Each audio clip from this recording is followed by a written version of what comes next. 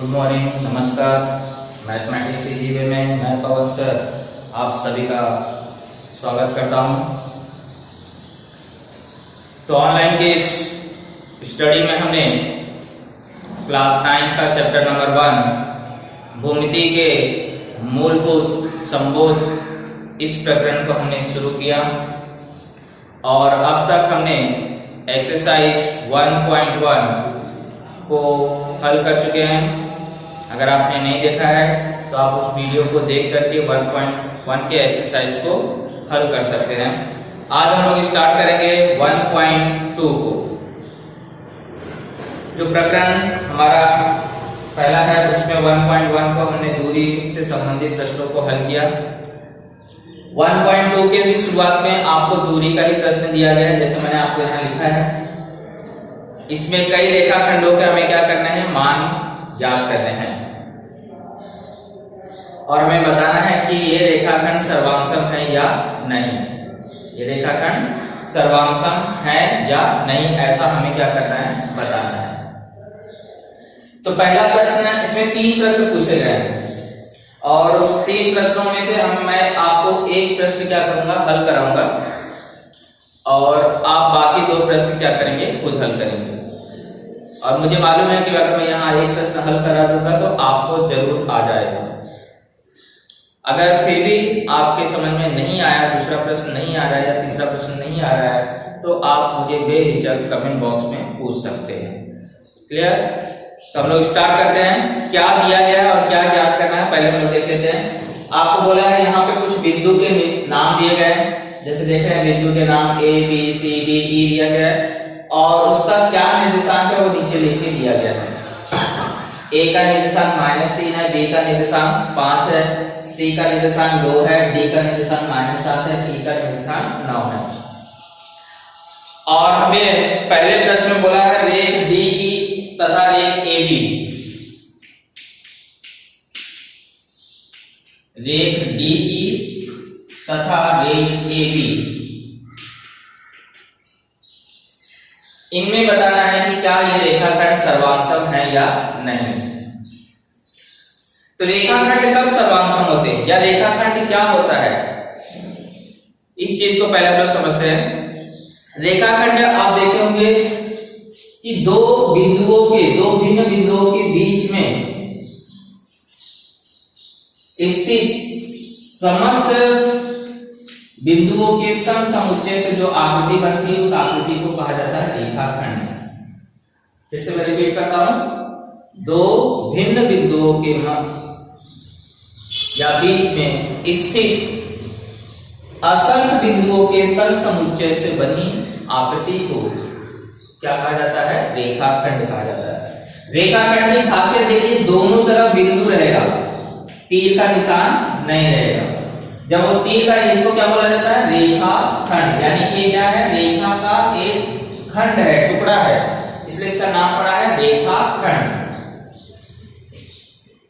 एक आकृति होती है किरण। किरण की क्या खासियत होती है कि एक तरफ बिंदु होता है और एक तरफ तीर का निशान होता है, इसको कहा जाता है किरण। और किरण का नाम पढ़ते समय हम लोग हमेशा आरंभ बिंदु से, मतलब बिंदु जिस तरफ रहेगा उसी तरफ से स्टार्ट करते हैं।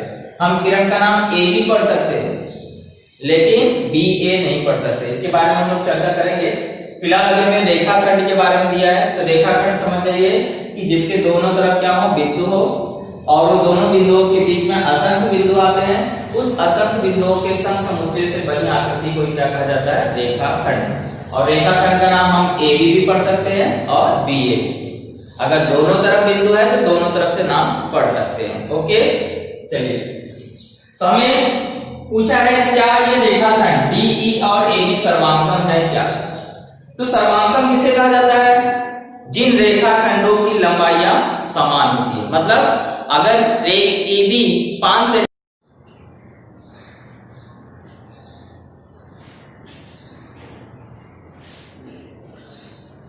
चलिए एक्सरसाइज 1.2 का क्वेश्चन नंबर फर्स्ट हम लोग क्या करेंगे, स्टार्ट करेंगे। और मैंने यहाँ सॉल्व करके रखा है। एक्चुअली मैंने वीडियो बनाते समय उसमें कैमरे में प्रॉब्लम हो गया था, जिसकी वजह से समझाते समय वो रिकॉर्ड नहीं हुआ है। तो मैं इसको फिर से आपको एक्सप्लेन कर देता हूँ। कैसे यह आया है, क्या दिया गया था और क्या याद करना था। चलिए शुरुआत से प्रश्न में क्या दिया है, कुछ बिंदुओं के नाम दिए गए हैं, निर्देशांक दिए गए हैं और आपको 3 प्रश्न पूछे गए हैं। उसमें से कितने प्रश्न पूछे हैं? 3 प्रश्न।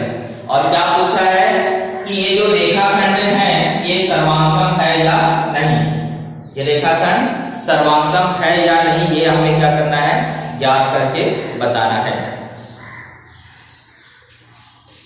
तो हर एक प्रश्न में 2 रेखाखंडों के नाम दिए गए हैं और हमें क्या करना है, इन्हें बताना है कि सर्वांगसम है या नहीं। तो सर्वांगसम का मतलब क्या होता है, जिन रेखाखंडों की लंबाइयां समान होती है उन्हें क्या कहा जाता है, सर्वांगसम रेखाखंड। जिन रेखाखंडों की लंबाइयां समान होती है उन्हें क्या कहा जाता है, सर्वांगसम रेखाखंड। तो अगर हमें पूछा है ये दोनों सर्वांगसम है या नहीं, तो हम क्या करेंगे, सबसे पहले इनकी दूरी निकालेंगे कि DE की दूरी कितनी है और AB की दूरी कितनी है। अगर दोनों दूरियां समान आई तो इसका मतलब ये क्या कहलाएंगे, सर्वांगसम कहलाएंगे। और अगर इनकी दूरी समान नहीं आई तो ये सर्वांगसम नहीं होंगे। तो हम लोग क्या करेंगे, सबसे पहले बारी बारी से दोनों की दूरियां निकालेंगे और ये दूरियां निकालना हमने 1.1 में पढ़ा है, इसलिए इसमें कोई प्रॉब्लम नहीं आनी चाहिए। तो सबसे पहले देखो DE की दूरी निकाला है, तो DE की दूरी निकालेंगे। मैंने देखो यहाँ 2 बिंदु है, तो बिंदु D का निर्देशांक लिख लिया, कितना था बिंदु D का निर्देशांक, -7। E का निर्देशांक लिख लिया, कितना है, 9। अब देख रहा हूं कि दोनों में बड़ा छोटा कौन है, तो 9 बड़ा है और -7 क्या है, छोटा है, इसलिए मैंने लिख दिया 9 की तरफ बड़ा चिन्ह का सिंबल बना दिया। अब आपको सूत्र क्या है, डिस्टेंस ऑफ DE निकालना है, तो बड़ी संख्या माइनस छोटी संख्या। तो हमने यहाँ बड़ी संख्या की जगह का लिख दिया 9, फिर सूत्र का माइनस, फिर छोटी संख्या कितनी थी, -7। अब आपको पता है कि किसी संख्या के आगे अगर 2 चिन्ह होते हैं तो पहले उसका क्या करते हैं, गुणा करके एक चिन्ह में बदलते हैं। पहले जोड़ते या घटाने तुरंत नहीं स्टार्ट करते हैं, पहले चेक करते हैं क्या किसी संख्या के आगे 2 चिन्ह हैं क्या, तो उसे पहले एक चिन्ह में कन्वर्ट करते हैं। इसके बाद हम लोग क्या करते हैं, या तो उसे जोड़ेंगे या तो घटाएंगे। तो हमने इसको एक चिन्ह में कन्वर्ट किया, तो माइनस का पूरा -1 क्या बन गया, प्लस। अब 9 के आगे प्लस है, 7 का भी आगे प्लस है, समान चिन्ह है, समान चिन्ह है तो क्या करेंगे, जोड़ेंगे, क्योंकि आपको नारा याद होगा, समान चिन्ह होता है तो जोड़ते हैं, असमान चिन्ह होता है तो घटाते हैं। जोड़ो चाहे घटाओ, बड़ी संख्या का चिन्ह लगाओ। तो हमने जोड़ दिया 16 और 9 बड़ा था इसलिए चिन्ह प्लस में, कोई चिन्ह नहीं लगा हुआ तो मैंने बताया प्लस करता है। तो इस तरह से 16 आपका उत्तर आ जाए, किसका, DE की लंबाई 16 आ गई। अब ऐसे सेम आपने क्या किया, AB की लंबाई निकाला, तो उसके लिए A का निर्देशांक -3 है, B का निर्देशांक कितना है, 5, प्रश्न में दिया गया है। अब -3 और 5 में बड़ा कौन है, 5, क्योंकि सभी धनात्मक संख्याएं क्या होती हैं, ऋणात्मक संख्याओं से बड़ी होती है। तो हमने सूत्र लगाया और सूत्र लगा करके डिस्टेंस ऑफ AB का भी मान कितना आ गया, 8। अब इन दोनों की तुलना करो, क्या ये लंबाई में बराबर है, नहीं है, इसलिए मैंने यहां लिख दिया कि डिस्टेंस ऑफ DE बराबर नहीं है किसके, डिस्टेंस ऑफ AB के। क्योंकि सर्वांगसम होने के लिए क्या चाहिए, दोनों रेखाखंडों की लंबाई बराबर होनी चाहिए। दोनों रेखाखंडों की लंबाई बराबर नहीं आ रही है, इसलिए मैंने लिख दिया कि DE तथा AB क्या है, सर्वांगसम नहीं है। क्लियर, इतना ही पॉइंट आपको करना है।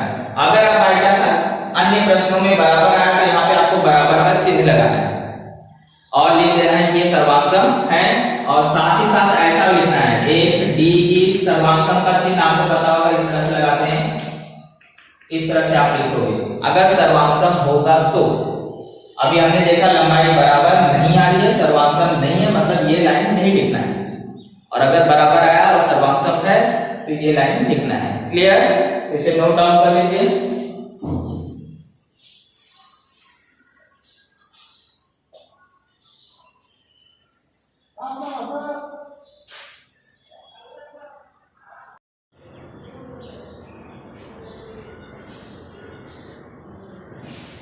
Good morning class. 1.2 का क्वेश्चन नंबर फर्स्ट हमने इससे पहले वाले लेक्चर में कंप्लीट किया और वहां पे मैंने एक सवाल कराया था और बाकी 2 सवाल आपको मैंने दिए थे, और मुझे उम्मीद है कि आपने उन सवालों को हल कर लिया होगा। और उसके उत्तर आपको मैंने बताया कि कमेंट बॉक्स में या तो मुझे व्हाट्सएप पे क्या कर सकते हैं, भेज सकते हैं, जिससे मुझे पता चलता रहता है कि कौन से बच्चे सवालों को हल कर रहे हैं। क्लियर। आज हम लोग स्टार्ट करेंगे क्वेश्चन नंबर 2। तो क्वेश्चन नंबर 2 में क्या है, बिंदु M जो है यह रेख AB का मध्य बिंदु है तथा रेख AB की लंबाई 8 है। तो हमें क्या करना है, AM का मान ज्ञात करना है। AM बराबर कितना, मतलब AM की लंबाई कितनी होगी, ये हमें क्या करना है, ज्ञात करना है। तो पहले हम लोग यहाँ पे एक पॉइंट को समझ लेते हैं, मध्य बिंदु क्या है। मध्य बिंदु मतलब ऐसा बिंदु जो किसी रेखाखंड को दो समान भागों में विभाजित कर दे। फिर से मैं रिपीट कर रहा हूं, ऐसा बिंदु जो किसी रेखाखंड को दो समान भागों में, समान में बोल रहा हूं तो कैसे बांट रहा हो, दोनों भाग कैसे हो जाए, समान हो जाए, तो उसे क्या कहा जाता है, रेखाखंड का मध्य बिंदु। कोई बिंदु जो रेखाखंड को दो समान भागों में विभाजित करता है, उस बिंदु को रेखाखंड का क्या कहा जाता है, मध्य बिंदु कहा जाता है। जैसे मान लीजिए यहाँ पे आपको मान लीजिए एक रेखाखंड है AB, अगर मैंने M को यहाँ लिखा तो दो समान भाग हुए क्या, AM छोटा दिख रहा है, MB क्या दिख रहा है, बड़ा दिख रहा है, तो M मध्य बिंदु नहीं है। मध्य मतलब आप समझिए ठीक कहाँ हो, बीच में स्थित हो, एकदम मध्य में स्थित हो। अगर मैंने फिर यहाँ एक आकृति बनाई, इसमें मैंने रेखाखंड का नाम AB रखा और यहाँ पे एकदम मध्य में क्या कर रहा हूँ, M को स्थापित कर रहा हूँ और ये दोनों लंबाई क्या हो रही है, बराबर है, तो मैं बोलूंगा कि बिंदु M क्या है, इसका मध्य बिंदु है। और मध्य में है इसका मतलब है दोनों टुकड़ों की लंबाई क्या होगी, समान होगी। और ये दोनों टुकड़े याद रखिए, लंबाई में बड़े वाले के क्या होते हैं, आधे होते हैं। लंबाई में क्या होते हैं, बड़े वाले के आधे, यानी AB का क्या होता है, आधा। आधा मतलब क्या करना, 2 से भाग देना। तो अगर AB 15 है तो AM की लंबाई 7.5 हो जाएगी, BM की लंबाई कितनी होगी, 7.5, क्योंकि दोनों दो समान टुकड़ों में क्या हो जाते हैं, बढ़ जाते हैं। अगर AB की लंबाई 20 है तो AM कितना होगा, 10 और BM भी कितना होगा, 10। क्लियर। लेकिन कभी कभी प्रश्न में क्या होता है, AM की लंबाई दे देता है और बोलता है AB की लंबाई कितनी होगी। तो ऐसे समय अगर छोटा टुकड़ा आपको मालूम है तो बड़ा वाला टुकड़ा निकालने के लिए क्या होगा, उसका 2 गुना होगा। तो याद रखिए, कंफ्यूज नहीं होने का, कब 2 से भाग देना और कब 2 से गुणा करना है। जब बड़े रेखाखंड यानी पूरे रेखाखंड की लंबाई निकालना रहेगा तो छोटे में 2 का गुणा करके निकालोगे, चाहे वह AM की लंबाई दे हो चाहे BM की लंबाई दे, उसमें क्या करोगे, 2 का गुणा करके। जैसे मैंने आपको बताया AM अगर 10 है तो 2 का गुणा कर दोगे 10 में तो कितना आ जाएगा, 20, यानी AB कितना होगा, 20। लेकिन अगर AB की लंबाई बोल रहा है 20, A से B की दूरी अगर 20 है और आपको AM ज्ञात करना है, छोटा वाला ज्ञात करना है, जब भी छोटा वाला ज्ञात करना रहेगा तो 2 से भाग दे देना। क्लियर। कब 2 से भाग देना है, कब गुणा करना है, बड़ा निकालना रहेगा तो गुणा करोगे, छोटा निकालना रहेगा तो भाग दोगे। ओके, यहां देखते हैं बड़ा दिया है कि छोटा दिया है। तो हमें पहले चित्र बना लेना है। हम एक रेखाखंड खींचेंगे, 8 बोला तो 8 सेंटीमीटर का ही खींचना जरूरी नहीं, सिर्फ आपको क्या करना है, एक आकृति बनाना है और कितनी भी लंबाई का आप खींच सकते हैं। लेकिन इतना याद रखना है, रेखाखंड बोला है तो दोनों तरफ बिंदु होना चाहिए, तीर का निशान बिल्कुल नहीं होना चाहिए। तो यहाँ पे A B हमने नाम दे दिया और M को ठीक मध्य में दर्शाना, और दर्शाने के बाद यहाँ पे एक कोई चिन्ह बना देना दोनों तरफ, जो दर्शाता है कि दोनों की लंबाई क्या है, बराबर है। इस तरह से हमारा चित्र बन गया और इसमें AB की लंबाई दिया है 8। तो आप देख रहे होंगे बड़ा लंबाई दिया है और किसकी लंबाई पूछा है, छोटा। AM क्या है, छोटा है, AB से छोटा है कि नहीं है। तो जब छोटा क्या करना रहता है तो क्या करते हैं, 2 से भाग देते हैं। इसका मतलब अगर मुझे यहाँ AM की लंबाई निकालना है तो मैं क्या करूंगा, 8 का आधा कर दूंगा। 8 का आधा कितना आता है, 4। इस तरह से मेरा AM का मान आसानी से ज्ञात हो जाएगा। इस तरह के प्रश्न बहुत सिंपल होते हैं, इसे जरूर करिएगा। चलिए हल करते हैं, कैसे लिखेंगे कि बिंदु M जो है वह रेख AB का क्या है, मध्य बिंदु है। मध्य बिंदु है, इसका मतलब आप इसको कैसे लिखेंगे, छोटा निकालना है, बड़ा निकालना है, छोटा निकालना है। तो छोटे का नाम क्या है, AM। जो ज्ञात करना है उसको यहाँ लिखने का, AM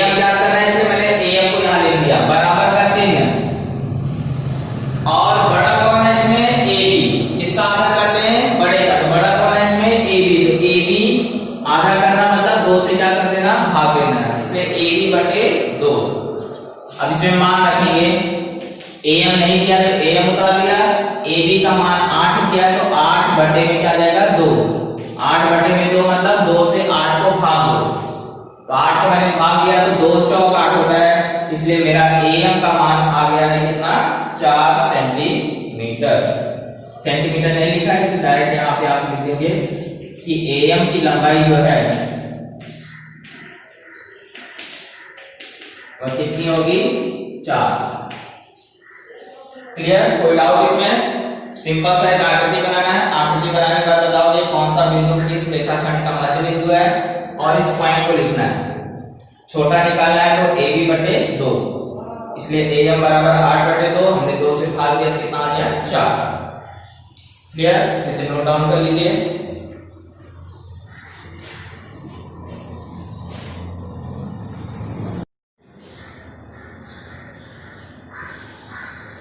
चलिए अगला प्रश्न है क्वेश्चन नंबर 3, 1.2 का क्वेश्चन नंबर 3। इससे पहले वाले सवाल को हमने हल किया और उसमें रेखाखंड AB की लंबाई निकाली। अब इस प्रश्न में देखिए क्या है, लगभग क्वेश्चन नंबर 2 के जैसा ही है और इसके आधार पर हम लोग क्या करेंगे, चित्र बनाएंगे और हल करेंगे। तो क्या किया गया है, एक रेखाखंड है CD और P इसका क्या है मध्य बिंदु है। एक रेखाखंड है CD तो हम लोग क्या करेंगे CD खींच लेंगे। कितना खींचेंगे, कोई लंबाई नहीं तो एक आप उचित माप का खींच लेंगे, समझे? ऐसा नहीं कि बहुत बड़ा खींचना और बहुत छोटा भी नहीं, एक कोई भी माप का खींच सकते हैं। तो इस तरह से यहाँ पे मैंने नाम रख दिया है, यहाँ पे C और यहाँ पे D। इतना याद रखिए, रेखाखंड जब भी बोलेगा तो दोनों तरफ बिंदु लगाने का। अब इसमें P क्या है, इसका मध्य बिंदु है। P मध्य बिंदु कहाँ दर्शाया जाता है, एकदम ठीक बीच में दर्शाया जाता है, इसलिए मैंने यहाँ P लिख दिया। और मैंने बताया एक कोई भी चिन्ह ले लेने का और उससे दर्शा देने का कि हाँ ये दोनों लंबाई बराबर है। कौन सी दो लंबाई, CP और PD। अरे भाई किसी रस्सी के दो समान टुकड़े करोगे तो दोनों बराबर होंगे कि नहीं होंगे, वैसे अगर P मध्य में है तो इसका मतलब CP और PD दोनों आपस में क्या होंगे, बराबर होंगे। अब इसमें लंबाई किसका दिया है, CP का। कितना दिया है 2.5। तो मुझे CD की लंबाई ज्ञात करना है, तो बताओ CP छोटा है कि CD छोटा है, CP मतलब छोटा वाला दिया है और CD मतलब बड़ी वाली लंबाई क्या करना है, ज्ञात करना है। मैंने आपको अभी पहले बताया था कि बड़ा ज्ञात करना रहेगा तो छोटे में 2 का गुणा करते हैं, और अगर आपको बड़ा ज्ञात करना रहता है, सॉरी छोटा ज्ञात करना रहता है तो आप बड़े का क्या करते हैं, आधा करते हैं।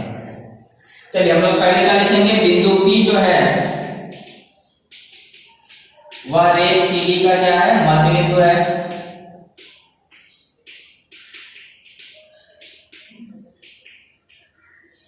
मध्य बिंदु है, इसका मतलब इसको लिखा कैसे जाएगा, अब ये भी तरीका बताया था मैंने।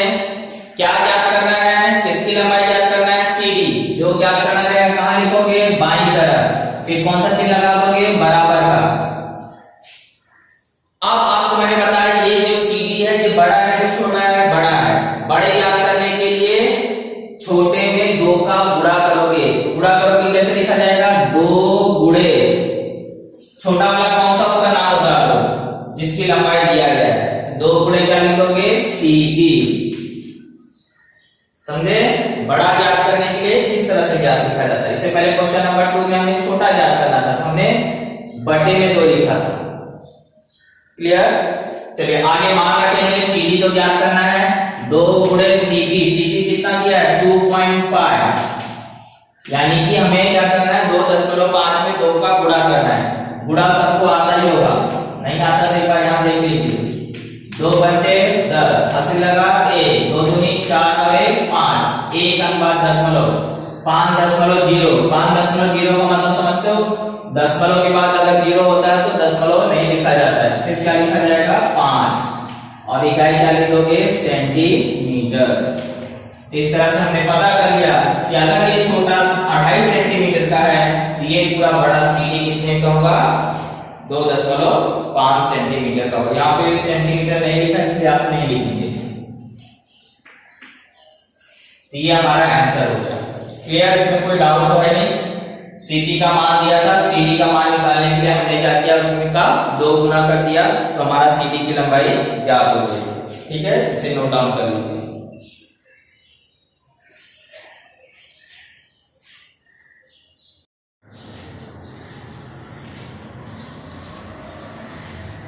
चलिए अगला प्रश्न है क्वेश्चन नंबर 4, 1.2 का क्वेश्चन नंबर 4। इस 4 में क्या किया है, प्रश्न क्या बोल रहा है कि कुछ रेखाखंडों के माप दिए हैं। AB का मान अगर 5 सेंटीमीटर है, BB का मान 2 सेंटीमीटर है और AB का मान 3.4 सेंटीमीटर है, तो इन रेखाखंडों का क्रम संबंध निश्चित करिए। क्रम संबंध निश्चित करिए मतलब कौन किसके बाद आएगा। क्रम संबंध दो तरीके से दर्शाया जाता है, या तो उसे आरोही क्रम में दर्शाते हैं या तो अवरोही क्रम में। आरोही क्रम मतलब छोटे से बड़े में और अवरोही क्रम मतलब बड़े से छोटे में। तो आप किसी भी क्रम से इसको क्या कर सकते हैं, दर्शा सकते हैं। हमें सिर्फ क्रम संबंध बताना मतलब कौन किसके बाद आएगा। जैसे आपको परीक्षा में नंबर्स मिलते हैं तो हम लोग बोलते हैं ये फर्स्ट रैंक है, ये सेकंड रैंक है, ये थर्ड रैंक है, ये फोर्थ रैंक पे है।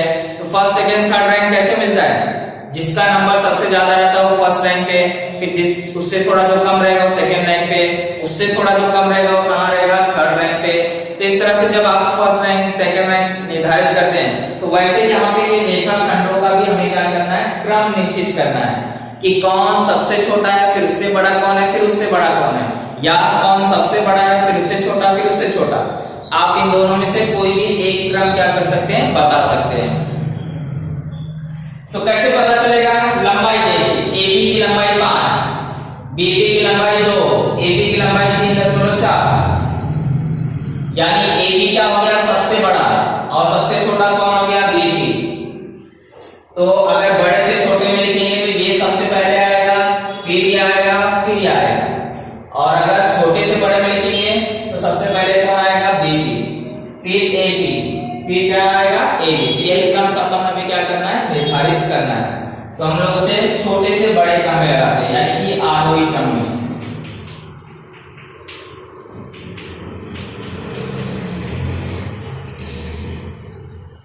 तो सबसे पहले संख्याओं के हिसाब से उसको निर्धारित करते हैं। सबसे छोटा कौन है, 2, 2 से बड़ा कौन है, 3.4। ये चिन्ह आपको बताता है कौन बड़ा है, 2 और 3.4 में कौन बड़ा है, 3.4। फिर इससे भी बड़ा कौन है, 5। तो इस तरह से हमने क्या किया, संख्याओं को क्रम से लिख लिया। अभी किसके मान है उसके नाम लिख लीजिए। 2 किसका नाम है, मान है BB का, यहाँ क्या जाएगा, BB, रेख BB। फिर ये चिन्ह बना दीजिए। 3.4 किसका है, रेख AB का, यहाँ क्या जाएगा, रेख AB। फिर ये चिन्ह बना दीजिए। 5 किसका है, रेख AB का। तो ये क्रम निर्धारित हो गया। पर परीक्षा में और एक तरीके से ऐसा पूछ सकता है कि इसमें सबसे बड़ा रेखाखंड कौन सा है और कौन सा सबसे छोटा है। तो बड़ा रेखाखंड अगर पूछा जाए तो आप बताओगे रेखाखंड AB सबसे बड़ी है और सबसे छोटा रेखाखंड कौन सा है, BB। या क्रम संबंध इस तरह से निर्धारित करने के लिए बोलेगा। तो ये आपका आंसर हो गया कि रेख BB छोटा है रेख AB से और रेख AB छोटा है किससे, AB से। इसको बोला जाता है क्रम संबंध निर्धारित करना, छोटे से बड़े क्रम में या बड़े से छोटे क्रम में लगाना। क्लियर, इसे नोट डाउन कर लीजिए।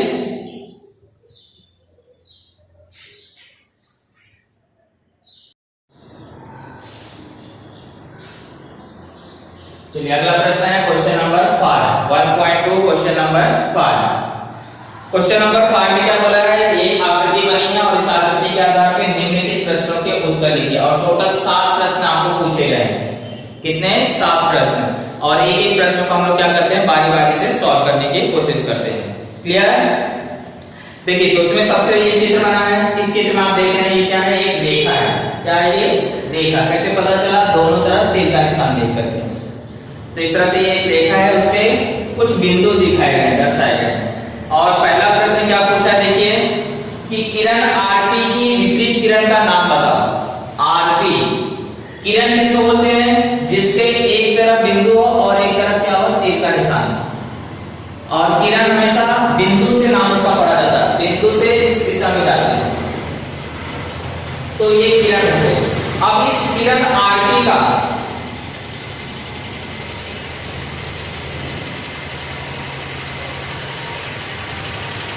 इस किरण RP का हमें क्या करना है, विपरीत किरण का नाम बताना है। चलिए स्टार्ट करते हैं। गाड़ी का आवाज आ रहा है इसलिए मैं रुक गया था। RP किरण मतलब यहाँ पे क्या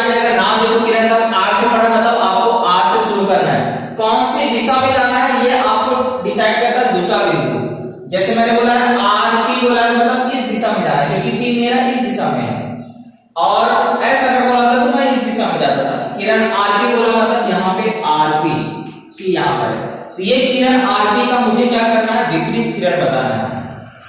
विपरीत किरण किसको बोला जाता है, देखिए ध्यान रखने, विपरीत किरण का नाम लिखते समय उसी बिंदु का उपयोग किया जाता है जिस बिंदु से हमें पहले किरण का नाम बोला है। आरपी का बोला है मतलब दूसरी किरण का नाम भी क्या होगा, बिंदु आर से ही शुरू होगा। लेकिन इसमें क्या हो रहा है, पी की दिशा में जा रहा है, तो विपरीत किरण में क्या होगा, उसकी ठीक उल्टी दिशा में जाएगा, इसलिए तो उसको बोला गया विपरीत। विपरीत मतलब एक अगर बाईं तरफ जा रहा है तो एक दूसरा कहां जाना चाहिए, दाईं तरफ, उसी सीधी रेखा में जाना चाहिए लेकिन दाईं तरफ जाना चाहिए, तो उसको क्या बोला जाता है, विपरीत। एक अगर उत्तर में जा रहा है तो एक क्या होना चाहिए, दक्षिण में जाना चाहिए। एक अगर पूर्व में जा रहा है तो दूसरा कहां जाना चाहिए, पश्चिम में, तो उसको क्या बोला जाता है, विपरीत दिशाएं। तो वैसे यहाँ किरण का पूछा है, किरण आरपी अगर कहां जा रही है, दाईं तरफ जा रही है, तो ऐसी इसकी विपरीत किरण का नाम बताइए जो बाईं तरफ आ रही हो। तो आप देख रहे हैं किरण आरपी इस दिशा में जा रहा है, तो इसकी विपरीत किरण का नाम क्या हो जाएगा, आर एस। क्या हो जाएगा इसका विपरीत किरण का नाम, आर एस। आरटी भी बोल सकते हैं, नाम कहीं तक भी ले सकते हैं, आर एस तक भी बोल सकते हैं और आरटी भी। लेकिन याद रखिए विपरीत किरण का नाम लिखते समय आरंभ बिंदु सेम होना चाहिए। आरपी बोला है मतलब दूसरी किरण का नाम भी कहां से स्टार्ट होगा, आर से होगा, और वह किरण क्या होनी चाहिए, एक ही रेखा में होनी चाहिए। ऐसा नहीं कि यहाँ पे मैंने बना दिया तो आप बोलोगे ये विपरीत किरण, नहीं, एक ही रेखा में। आरपी अगर इधर जा रहा है तो उसकी विपरीत किरण क्या होगी, उसकी सीधी रेखा में जाएगी, लेकिन सिर्फ उसकी दिशा क्या हो जाएगी, बदल जाएगी। मेरा पहले प्रश्न का उत्तर हो गया, किरण आरपी की विपरीत किरण कौन है, नाम वहीं से पढ़ना है। आरपी बोला था तो आर से शुरू करोगे, आरपी पी कहां है, दाईं तरफ है, तो इसकी विपरीत किरण का नाम क्या होगा, बाईं तरफ लेना है, क्या हो जाएगा, आर एस है। क्लियर, पहले प्रश्न का उत्तर हो गया। दूसरा क्या पूछ रहा है, किरण पीक्यू तथा किरण आरपी का प्रतिच्छेदन समुच्चय, किसका किसका बोला है, पीक्यू और आरपी का, वो भी नाम देखिए किरण का बोला है, किरण पीक्यू तथा किरण दूसरी किरण का नाम बोला है आरपी। इन दोनों का मुझे प्रतिच्छेदन समुच्चय लेना है। तो हमारा जो प्रतिच्छेदन है, संघ है, ये हमने अलजेब्रा के पहले चैप्टर में यानी गणित भाग 1 के पहले चैप्टर में अध्ययन करेंगे या अध्ययन किया होगा आपने। तो वहां पर आपको बताया गया प्रतिच्छेदन और संघ समुच्चय क्या होता है। फिर भी अगर वहां नहीं पढ़े तो यहाँ पर हम लोग एक बार समझ लेते हैं प्रतिच्छेदन मतलब क्या होता है। प्रतिच्छेदन मतलब होता है कि ऐसा समुच्चय जो दोनों में आता हो, वही उसमें आपको कहलाता है। जैसे आपको मैं उदाहरण के रूप में समझू, एक मेरा समुच्चय है उसमें 1 2 3 है और एक पी समुच्चय है उसमें आपको 2 4 6 है, तो आप देख रहे हैं दोनों में कौन सा भाग आ रहा है, ये 2 आ रहा है। तो इसका मतलब है ए और पी का जो प्रतिच्छेदन समुच्चय है वो क्या हो जाएगा, 2 हो जाएगा। तो प्रतिच्छेदन समुच्चय मतलब क्या होता है, जो दोनों में आता है। तो हमें ये पता करना है कि ऐसा कौन सा भाग है जो किरण PQ में भी है और किरण RP में भी है। तो हम लोग उसको चित्र के माध्यम से समझते हैं।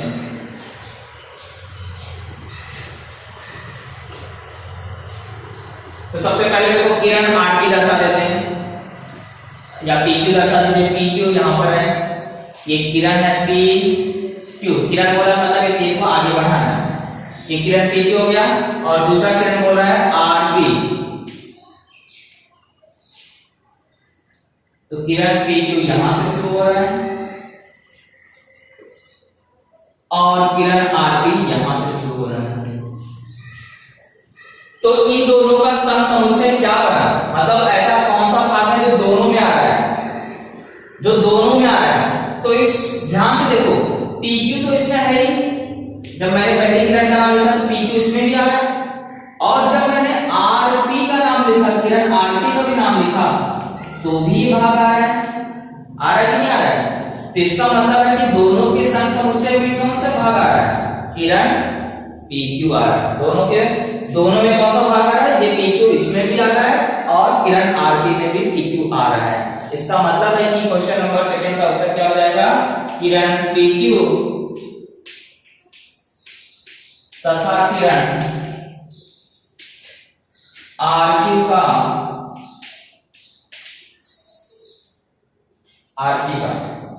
आरपी का सम समुच्चय और प्रतिच्छेदन समुच्चय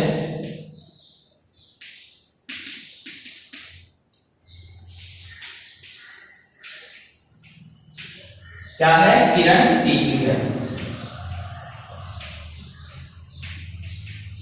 तो समझे प्रतिच्छेदन मतलब जो भाग दोनों में आता हो।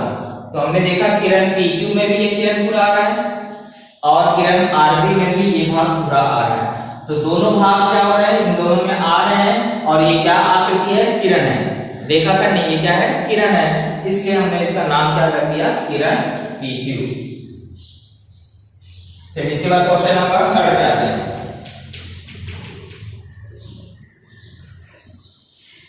क्वेश्चन नंबर 3 बोला एक पी क्यू तथा एक क्यू आर का सम समुच्चय।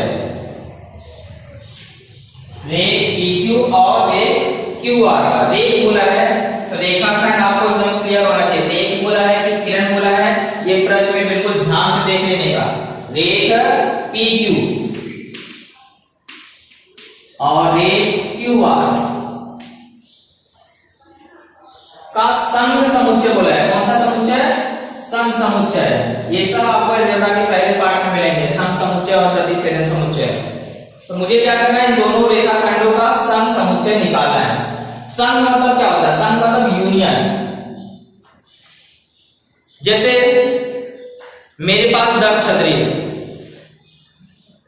और मेरे भाई के पास 10 छतरी है, तो मैं अगर संघ बनाने जाऊंगा तो दोनों को क्या करूंगा? मिला दूंगा। दोनों को मिला दूंगा यानी कि मेरे पास टोटल कितनी हो जाएंगी? 20 छतरी हो जाएंगी। तो संघ मतलब क्या होता है? वो समुच्चय के माध्यम से समझते हैं। जैसे मान लीजिए ए में 1 2 3 4 है और बी में 2 3 है, 2 3 और 5 है। ऐसे दो समुच्चय है। अगर इनका मुझे क्या करना है? संघ बनाना है। संघ मतलब क्या होता है? ए और बी के घटकों को मिला दो। ए और बी के घटकों को क्या करिए? मिला दीजिए और मिलाकर के जो समुच्चय बनता है उसे क्या कहा जाता है? संघ समुच्चय। तो लेकिन मिलाते समय याद रखिए, अगर जो नंबर दोनों में आ रहे हैं उसको 2 बार नहीं लिखना है, एक ही बार लिखना है। तो 1 2 3 4 5 इनको जब मैंने मिलाया तो ये करता हो गया संघ समुच्चय हो गया। तो ऐसे मुझे क्या करना है? इन रेखाखंडों का संघ समुच्चय बताना है। यानी कि अगर इन दोनों रेखाखंडों को मिलाया जाए तो क्या निर्मित होगा? कौन सी आकृति बनेगी? देख लेते हैं। रेख पी क्यू बोला है, रेख बोला है मतलब दोनों तरफ से बिंदु लिखने का, ये पी क्यू हो गया। और दूसरा रेख क्यू आर, क्यू से आर, यहां पे क्यू है, यहां पे पी है, आगे बोला है वो आर तक चले गए। रेखाखंड बोला है मतलब यहां पर। तो बताइए इसमें कौन सा भाग हो गया? दोनों को मिलाने से कौन सा चीज आकृति बन गई? रेखाखंड क्यू आर। क्लियर? इस तरह से हमारा आंसर हो जाएगा रेख पी क्यू तथा रेख क्यू आर का संघ समुच्चय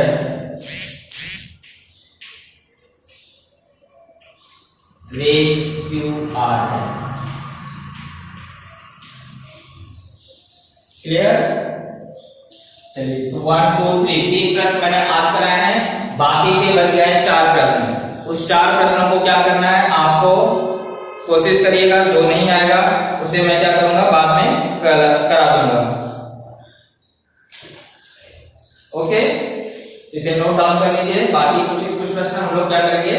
नेक्स्ट लेक्चर में पढ़ेंगे।